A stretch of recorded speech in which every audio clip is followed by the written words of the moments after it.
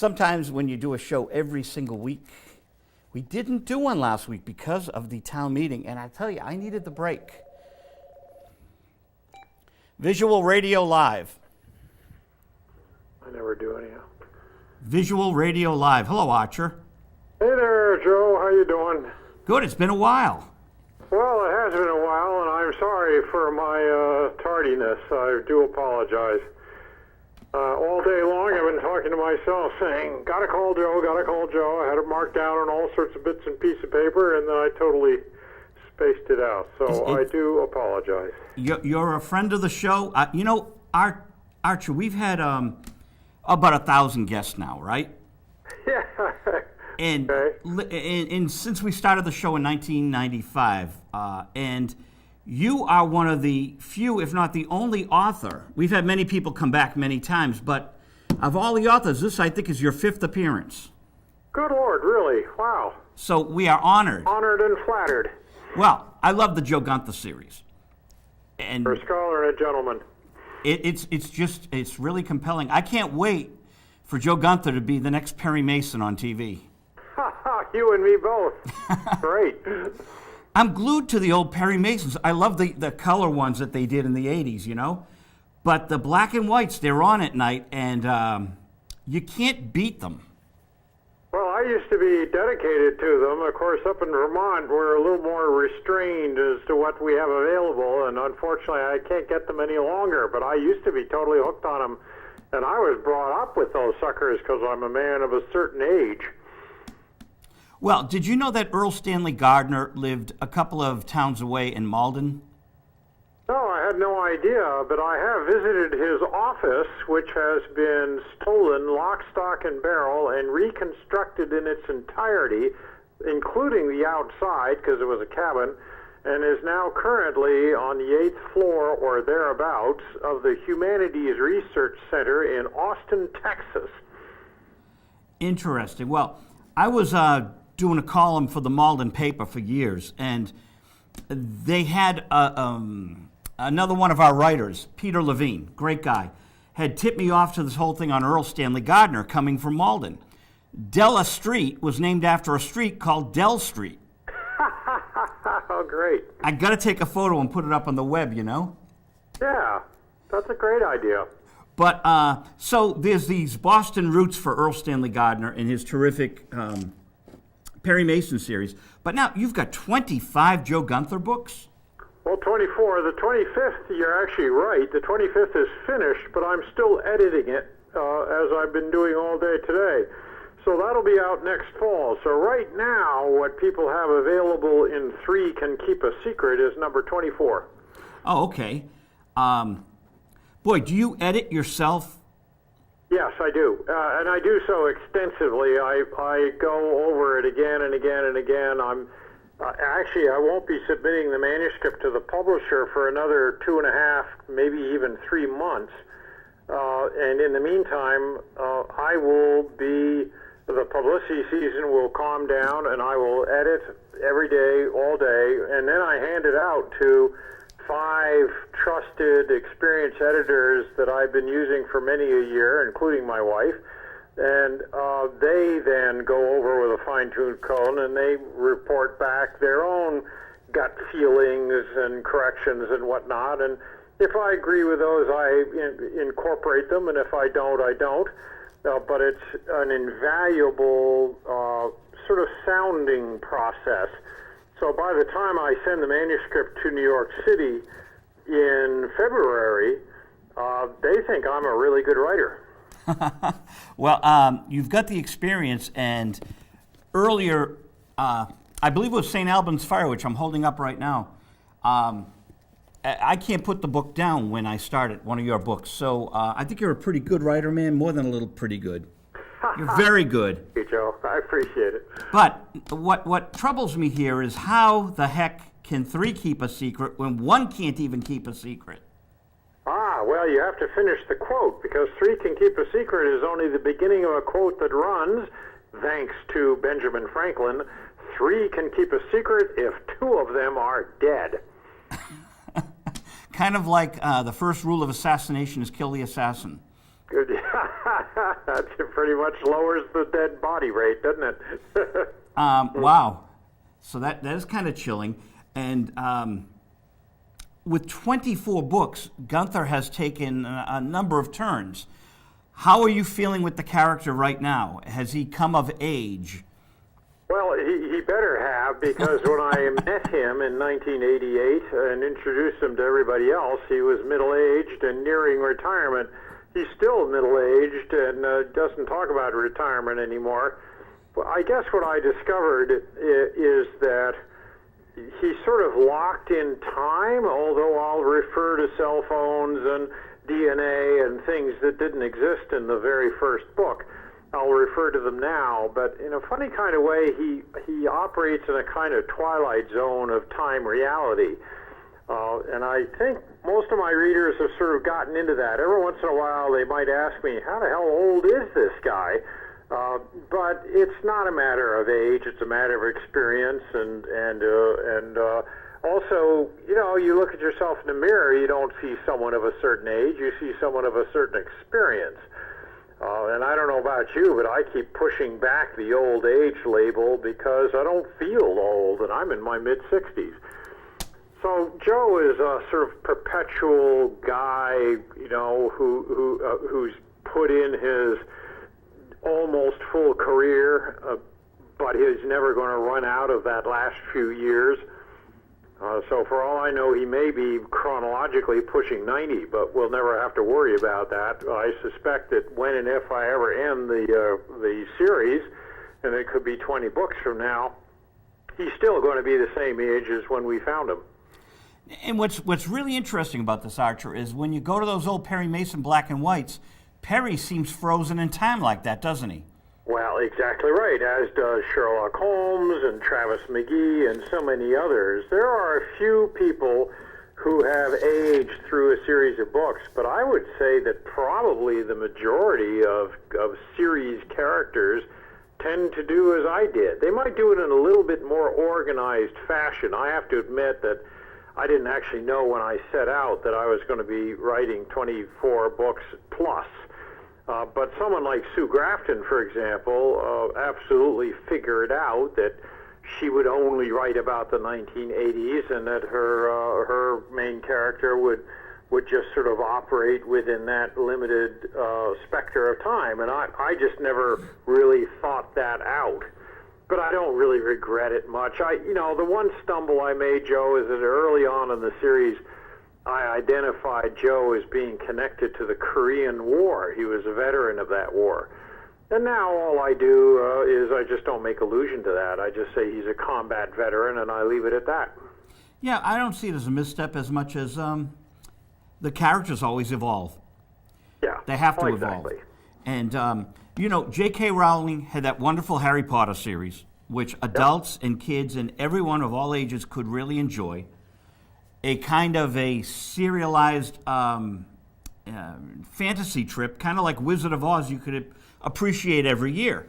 That she gave up on the Wizard, I thought really, I know authors have to move on, but the audience really was hooked. Yeah. And so I'm happy there are 24 going on 25 Joe Gunther novels. Well, I think she set up her own limitations probably for her own sanity, because I gather she really sort of created an alternate universe in research, and it must have been tough on her in the long run. I write about our real world. I write about us, human beings, in times of crisis, so I'm not so locked into another world. And as a result, also, I didn't plan it out in terms of someone's career path as she did for Harry Potter, who only had, I guess, a 7-year school, chronology that he had to adhere to. So every book, if I remember correctly, every book is a year in school, and he's got to graduate. Joe Gunther has no such problem. I write these books not out of fantasy and make-believe. I write them based on, well, not based on, but influenced by the kind of things that you and I read in the daily newspaper. So that's what I mean when I'm saying I'm writing about the real world. As a result, I never run out of ideas, and I'm hoping that my characters will and their plots will never run out of gas, because if you're writing about the world you occupy, as long as you keep alive, you should have subject material available. Now, in previous interviews, we talked about you were working in law enforcement. Are you still doing that? Yeah, I'm sort of inactive at the moment. I was running a juvenile sex crimes unit for about 3 years. I did patrol work before that, and then I left the unit and worked as a major crimes investigator for the state's attorney's office here in Vermont, in the southeast corner. And then, because I offer myself as a somewhat quirky character, because I work only on an hourly wage, I don't want benefits or retirement or any of that, because I don't want to get tied to any one employer. I'm just quirky that way. Yep. It makes me very attractive to employers, but it also means that if the funding isn't there, then I don't work. And that's fine with me, because I've always preferred to act that way. My last full-time job was in the late 1970s. So I'm obviously not hung up on the golden parachute.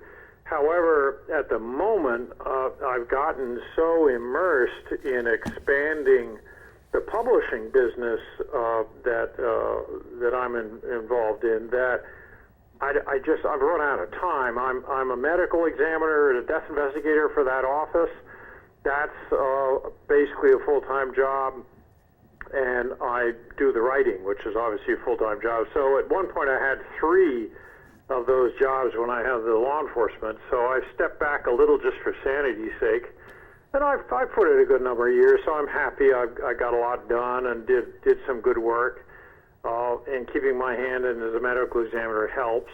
But the book writing and the business of turning the product out with my own line of Ampress books, which are available at archermare.com, you'll see that what I did very early on was repossess the rights to about 14 to 18 of my very first books, because they were going out of print. And I thought, well, I don't want people not to be able to find my books, so I took them back and started publishing them myself. Well, now with the internet and ebooks and all that complicated stuff, my wife and I are now full-time working at keeping the product alive and well and interacting with folks electronically and otherwise. And that takes a lot of time, and I'm happy to do it, because obviously a lot of people have said how pleased they are with the series, and I like people to be happy. But law enforcement, as a result, has had to take a back seat. But I'm still, fully credentialed and all that, so I can be called to service whenever, but I'm just not sticking my neck out lately.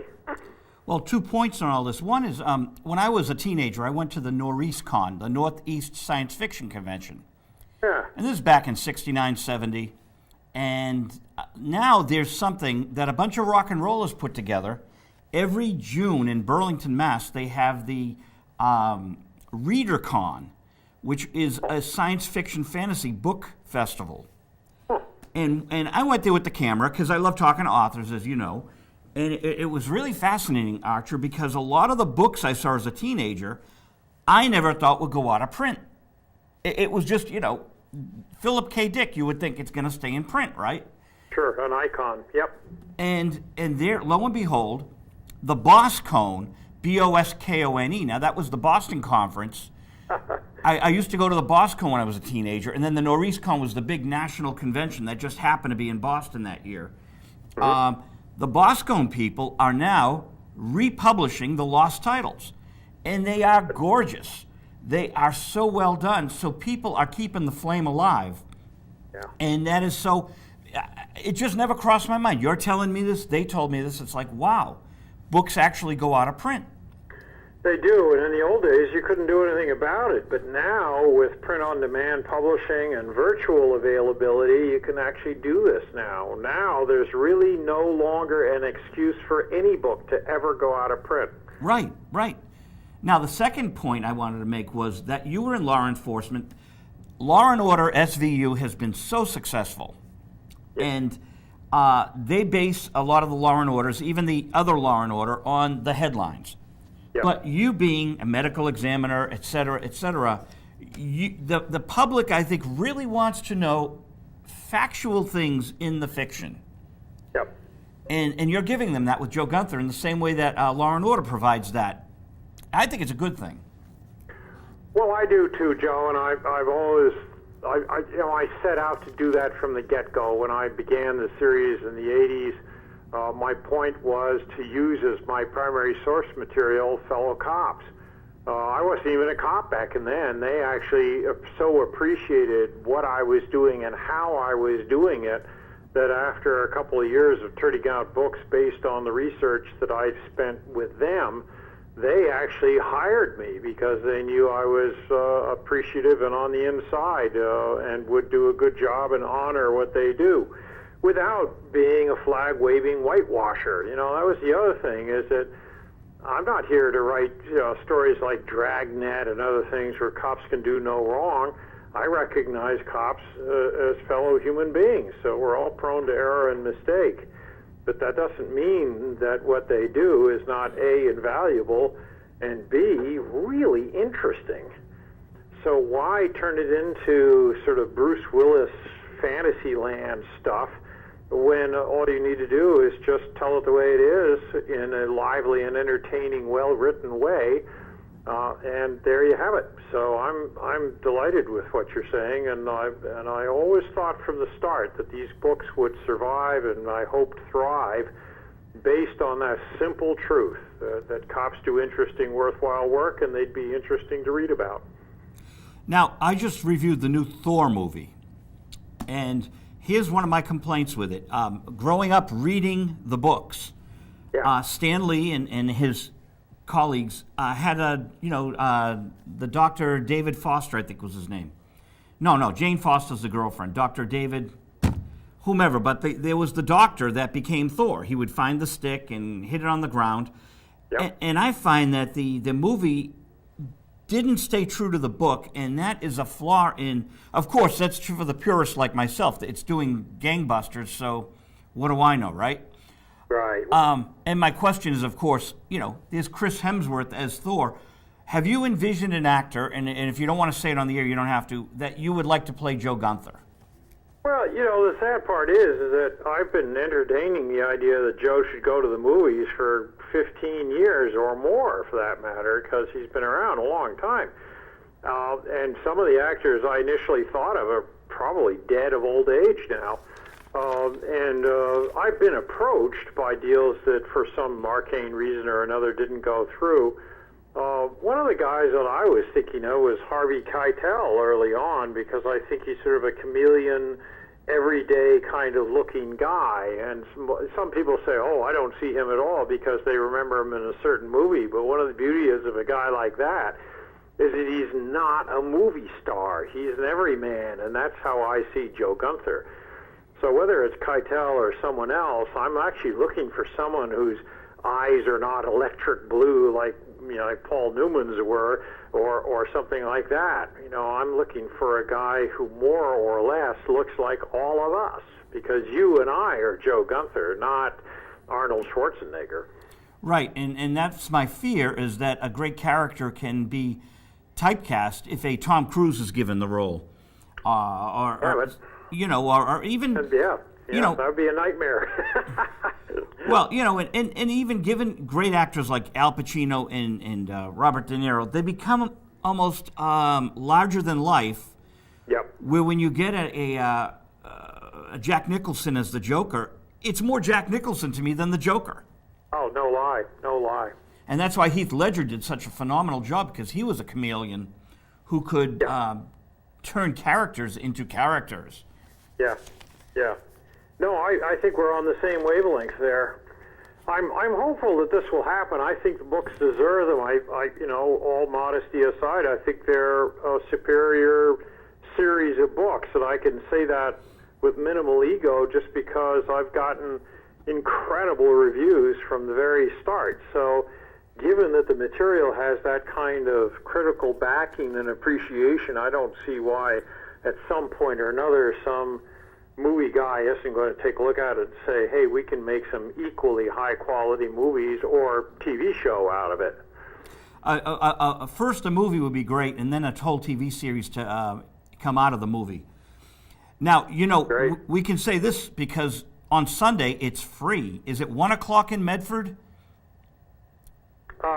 1 o'clock, 1:30 around there, I think, on Sunday. Yes, it is. Mr. Memory was fouling me up because I'm not really strong today on memory, but you have it exactly. It is 1 o'clock in Medford. Now, this Bestsellers Cafe, you're going to love it. This is a beloved little coffee shop. I live down the street from them. Oh, cool. And which is why I wanted to, help you and help them out. I'm going to be at a record show on Sunday, so I wanted to come in with the camera. I don't think I'm going to be there. All right. Well, I hope a lot of other people will be there. I love to talk with people and engage in this kind of conversation with them, so the more the merrier, and we'll just talk about writing.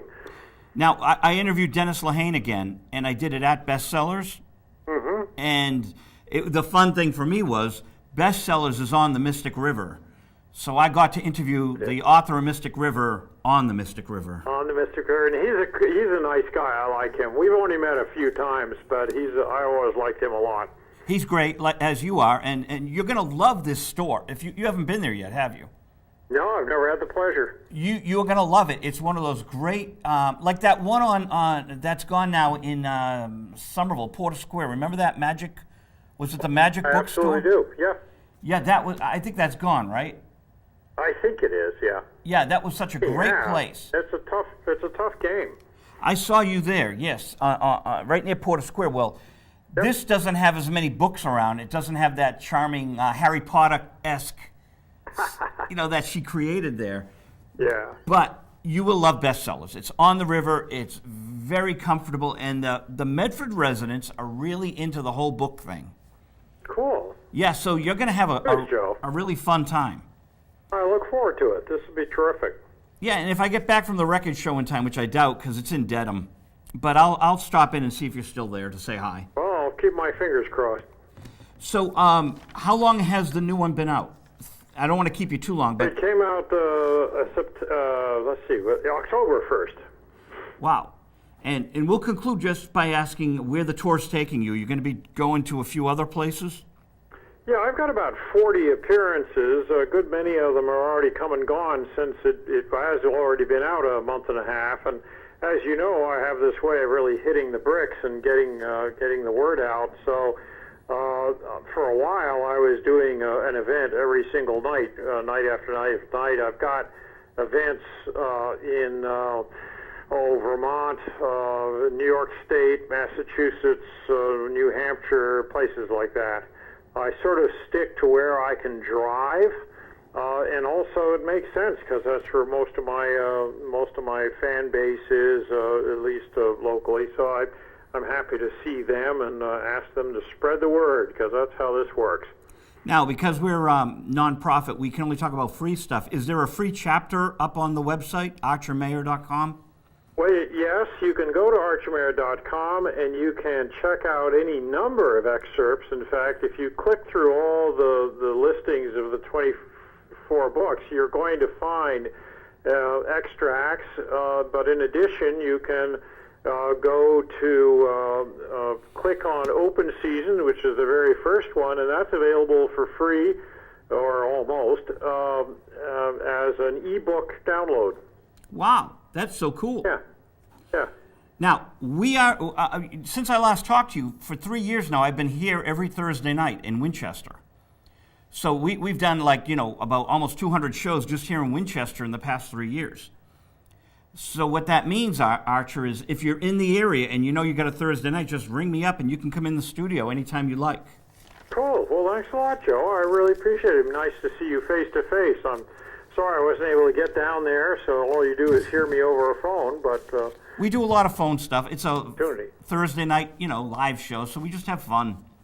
Yeah, no. But as always, I look forward to that. Thank you. Cool, man. Hey, good luck on Sunday. You're going to love Bestsellers, I guarantee that. Well, I'm looking forward to it. And thanks for this. It was nice chatting with you. Yes, good luck with the new book. Okay. All right, Archer. Joe. Good night. Bye-bye. Archer Mayor. So much fun. Telephone is ringing. You got me on the run. That's Alice Cooper. Telephone is ringing. Oh, yeah. Good song. Under My Wheels. Killer album. So it's 8:36. Frank Delastrito is out of the country. God bless him. Him and his wife, they get to gallivant around the world, and good for him. He's been to Hawaii. He's been to, I think it was Turkey last time. So in December, we're going to talk to Frank, and he will be in here one of these days. The mystery voice that people get to hear week after week after week, not the month of November. Not the month of November. So it's the first November we've had in quite a while with no Frank Delastrito. But there is Mr. Byers. No. Peter Sellers? No. Johnny Byers. Oh, see, Sellers, Byers, I get it. How are you? Good.